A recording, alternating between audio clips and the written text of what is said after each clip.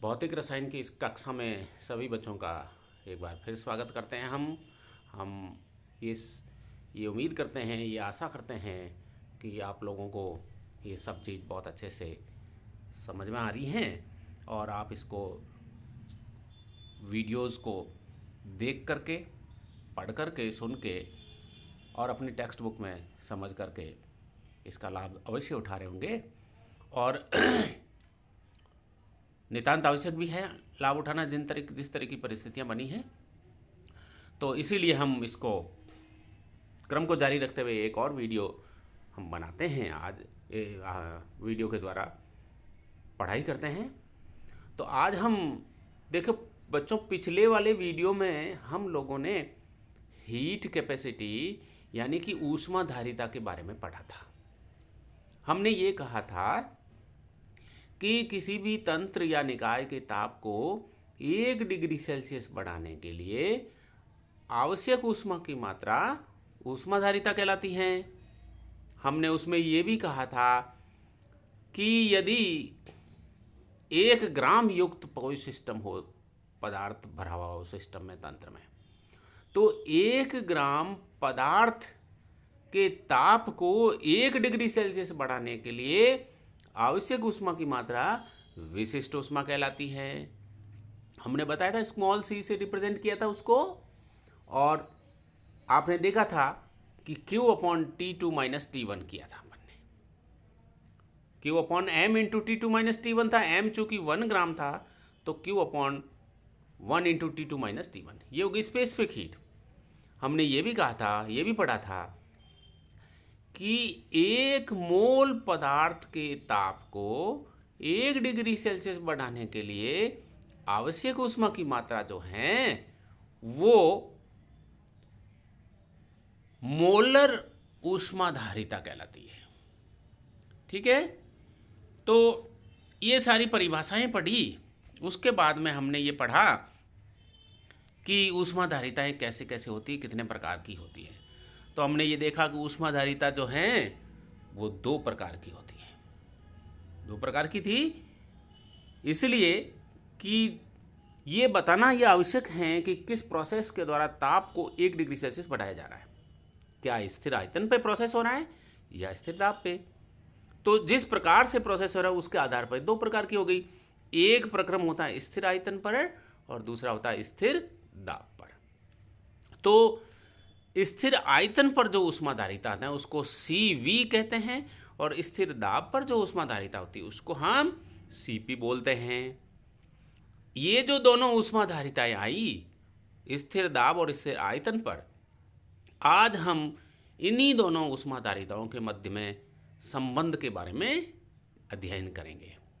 तो बढ़ते हैं आगे, शुरू करते हैं। Since Cp is equal to del H/del T at constant pressure, ये हमने पढ़ा था। Cp equal to del H/del T at constant pressure.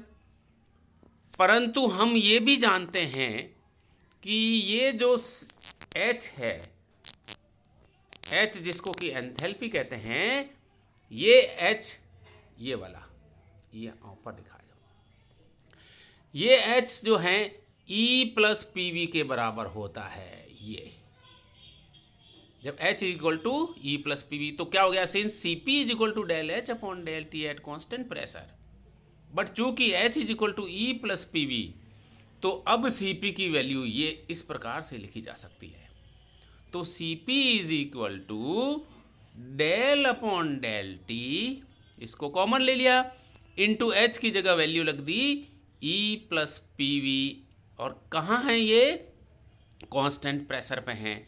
तो Cp = del T into E+PV eight constant pressure. Hence इसको आगे सॉल्व करते हैं। Cp = del E/del T at constant pressure plus P into del V/del T at constant pressure. ये जो equation हमें मिली हैं, प्राप्त हुई हैं, इसको कहते हैं समीकरण नंबर 1 नाम दे दिया, संख्या दे दी इसको। समीकरण नंबर 1 क्या है? Cp = del E upon del T at constant pressure plus P into del V upon del T at constant pressure called as equation number 1। अब चूंकि ऊर्जा जो है एनर्जी वो ताप तथा आयतन का फलन होती है, ताप तथा आयतन का फलन है। चूंकि ऊर्जा ताप और आयतन का फलन है, हमने इसमें इंडिकेट करके वापस बता रहा हूं, देखो ये रहा, ठीक है ना। ऊर्जा E ताप तथा आयतन का फलन है, ये ताप ये आयतन, क्योंकि इसके अंदर इस पॉइंट पे आयतन और ताप की दर दिखाया गया है। तो एनर्जी इज फंक्शन ऑफ क्या है, टेम्परेचर एंड वॉल्यूम। तो इसको टोटल एनर्जी सिस्टम की कैसे दिखाएंगे, तो लिखाएंगे DE से। तो DE क्या हो गया, DE is equal to del E upon del T at constant volume into dt plus del E upon del V at constant temperature into del V। तो हमने देखा कि एक बार टेम्परेचर के सापेक्ष वॉल्यूम को कांस्टेंट रखते हुए, दूसरी बार वॉल्यूम के सापेक्ष टेम्परेचर को कांस्टेंट रखते हुए करते हैं। तो D is equal to del E upon del T at constant volume into D T plus del E upon del V at constant temperature into T V, और इसको समीकरण नंबर 2 रख देते हैं। चलिए आगे बढ़ते हैं। अब हम लेते हैं keeping P constant dividing equation 2 by D T. समीकरण 2 को दाब को स्थिर रखते हुए dt से विभाजित करने पर करिए। तो समीकरण 2 को विभाजित किया, क्या आ गया हमारे पास, del E upon del T at constant pressure is equal to del E upon del T at constant volume plus del E upon del V at constant temperature into del V upon del T at constant pressure, और इसको कहते हैं समीकरण number 3। dt से divide कर दी हमने। अब ये जो समीकरण 3 है, ये है वो del E upon del T at constant pressure की इक्वेशन है। तो इसको समीकरण नंबर 1 में रख देंगे, del E upon del T at constant pressure की जगह।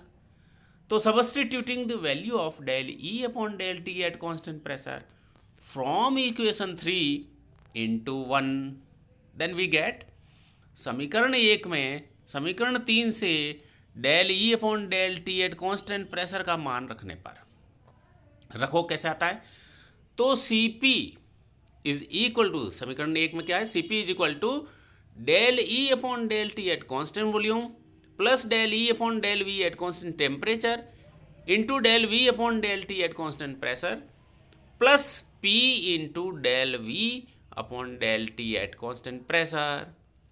ये Cp की इक्वेशन प्राप्त हो गई।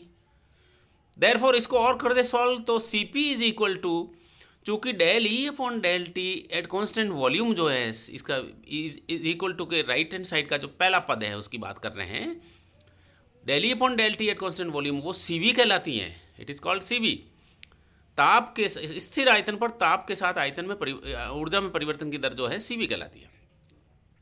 तो Cp इज इक्वल टू क्या हो गया, CV plus del E upon del V at constant temperature into del V upon del T at constant pressure plus P into del V upon del T at constant P। ये समीकरण आ गई। और solve करें तो हमारे पास ये हो जाता है Cp equal to CV plus del E upon del V at constant temperature plus P into del V upon del T at constant pressure. Very good equation, और छोटी हो गई, और इसको कहते हैं समीकरण नंबर 4। तो 4 नंबर समीकरण हमारे पास आ गई।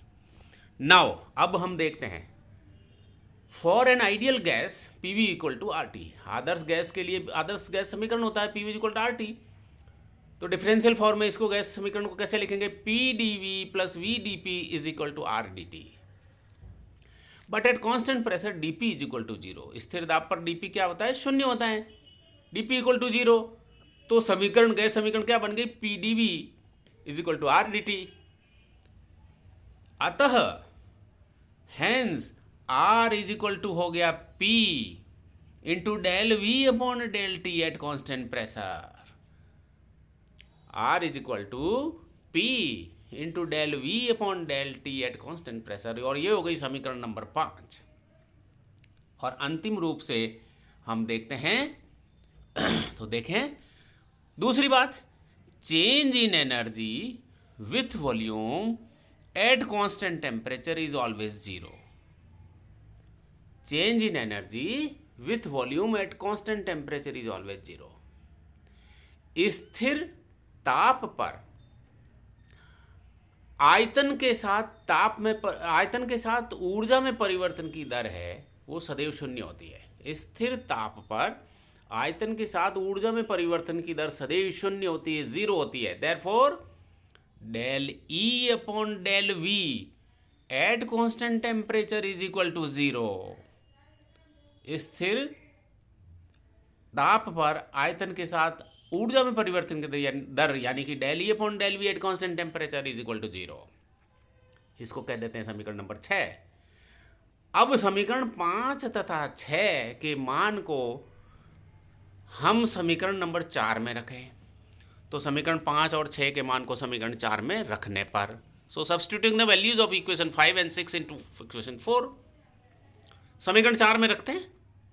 तो समीकरण में 4 में रखा तो Cp is equal to CV plus R, Cp equal to CV plus R, और अंतिम रूप से Cp minus CV is equal to R, that is gas constant.